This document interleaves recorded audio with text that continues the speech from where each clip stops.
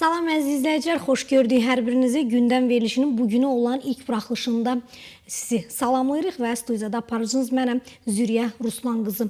Yenə də gündəmin ən başlıca mövzularını bugün də sizə təqdim etməyə çalışacaq. Bu buraxılışımızda C5, yəni Mərkəzi Asiya plus Azərbaycan formatına toxunacaq ki, bundan öncəki buraxılışımızda da müəyyən siyasi iqtisadi tərəflərini danışmışdıq. Ancaq məhz bu formatın artıq qəbul olunmasının ardınca Ermənistanda da müəyyən, belə desək, adekvat reaksiyalar, dırnaqarası reaksiyalar verilməyə başlayıb. İrəvan nədənsə bu platformanın genişlənməsindən, yeni siyasi arxitekturanın yaranmasından həm də narahatdır və təbiidir ki, belə olduğu təqdirdə ortaya suallar çıxır ki, konkret olaraq indiki məqamda Azərbaycanın bu platformaya üzv qəbul olunması region və Azərbaycan üçün nələr vəd edir, eləcə İrəvanı nə narahat edə bilər? Bax, elə bu suallarla studiyamızın qonağı siyasi ekspert Elnur Ənvəroğlu ilə müzakirə aparacaq. Elnur bəy, xoş gördük sizi.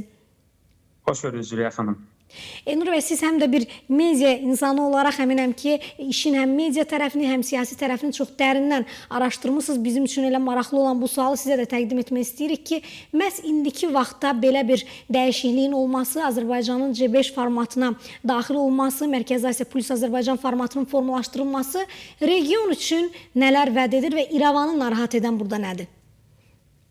Qısaca ilk öncə qeyd etməliyəm ki, məşvərət görüşü, Mərkəzi Asiya ölkələrinin 7-ci məşvərət görüşü həm də strateji baxımdan çox əhəmiyyətə malikdir. Bu, artıq Mərkəzi Asiya dövlətlərinin əlaqələrinin genişləndirilməsi, artıq keçmiş Sovet dönəminə bir növ yox demək və bu dönəmi qatlayıb tarixin arxivinə göndərərək artıq yeni bir blokun formalaşdırılmasını mən deyərdim, biz görmüş olduq.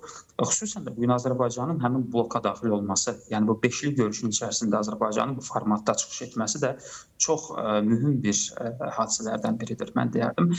Bunun da çox böyük bir əhəmiyyəti vardır. Çünki Azərbaycan son zamanlar Cənubi Qafqazda ən aparıcı dövlətlərdən biri olmağı ilə yanaşı, həm də mərkəzi, yəni Asiya dövlətləri arasında da əhəmiyyət kəsb edən dövlətlərdəndir. Bunun mən əsasən də enerji və iqtisadi tərəflərini xarakterizə edərdim. Çünki bildiyimiz kimi, yəni bugün şərqlə qərbin birləşdirilməsində Azərbaycan həm də mərkəzi bir hub rolunu oynayır, yəni transport hub rolunu oynayır, nəqliyyat hubunun əhəmiyyətinə malikdir. Xüsusən də Xəzərin qərb sahilləri, qərb hissəsi bu günləri Mərkəzi Asiya ölkələri üçün ən aparıcı, ən strateji bir nöqtə hesab edilir və təbii ki, bu hissəni də, yəni Cənubi Qafqazın bu segmentini Azərbaycan təşkil edir. Və bu nöqteyi nəzərdən də Azərbaycanın həmin formatda çıxış etməsi əlbəttə ən vacib amillərdən biri kimi həmin dövlətlər arasında görünür. Və bu səbəbdən də Azərbaycan həmçinin digər bir tərəfdən mən deyərdim, mədəni əlaqələr, Türk dünyasına Azərbaycanın daxil olması və burada çox əhəmiyyətli və lider mövqeyində olması Azərbaycanın həmin formatda ən aparıcı bir tərəflərdən birinə çevirir Azərbaycanı. Bəli, sualınıza əsasına gəlmək istərdim Züriyə xanım. Siz qeyd etdiniz ki, Ermənistan üçün nə vədlər verir? Əlbəttə, Ermənistanda son zamanlarda artıq Nikol Paşinyanın apardığı reformist siyasəti gündən-günə artıq onun maraqlarını da genişləndirməyə başlayır.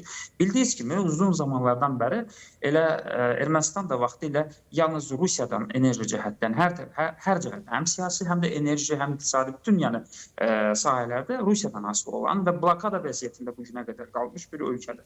Yəni 30 il işğal etməsinə baxmayaraq Azərbaycan ərazilərini, Ermənistan bu günlər artıq işğalçı siyasətin faydasız olduğunu anlayaraq artıq irəli addımlar atmaq istəyir və ölkəsini həmin blokada vəziyyətindən çıxartmağa çalışır.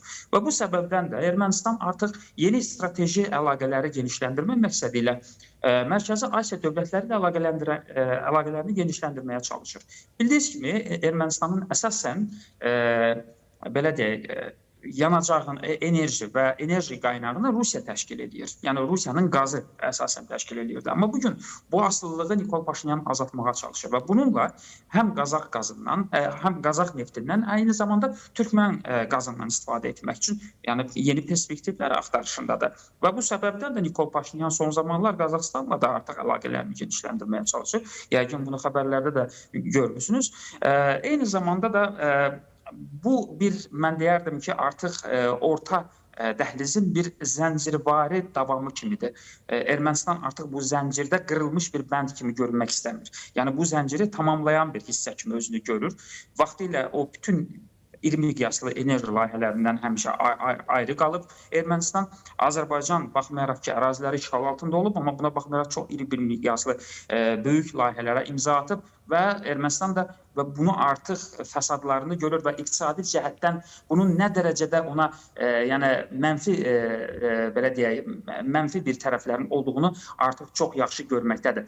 Və bu səbəbdən də bu günləri artıq Ermənistan çalışır ki, bu zəncirin bir əsas hissəsi kimi özünü görsün və can atır ki, xüsusən də Mərkəzi Asiya dövlətləri ilə artıq əlaqələrini möhkəmləndirsin və bir növdə həm də bu cür yəni strateji əlaqələrdən çox geniş faydalana bilsin. Və bir sözlə qeyd etmək istəyirdim, Ermənistanın artıq blokada vəziyyətində olması, yəni ərazi olaraq onun bir çox strateji imkanlarını məhdudlaşdırır bu günləri. Baxmayaraq ki, Ermənistan qərbə meyllənir, amma bu həm də şərqlə qərb arasında bir inteqrasiya, bir körpü roluna özünü çevirməyə çalışır. Bildiyiniz kimi, vaxtilə Zəngəzur koridoru məsələsinin də müzakirəsi zamanı Nikol Paşinyanın bir çox təklifləri var idi bu məsələdə. Hətta Paşinyanın siyasətində biz hiss edirdik ki, o daha çox öz ölkəsinin Crossroad of Peace adlanan, yəni sülh kəsişməsi kimi adlandırmağa çalışırdı və bu da ondan irəli gəlirdi ki,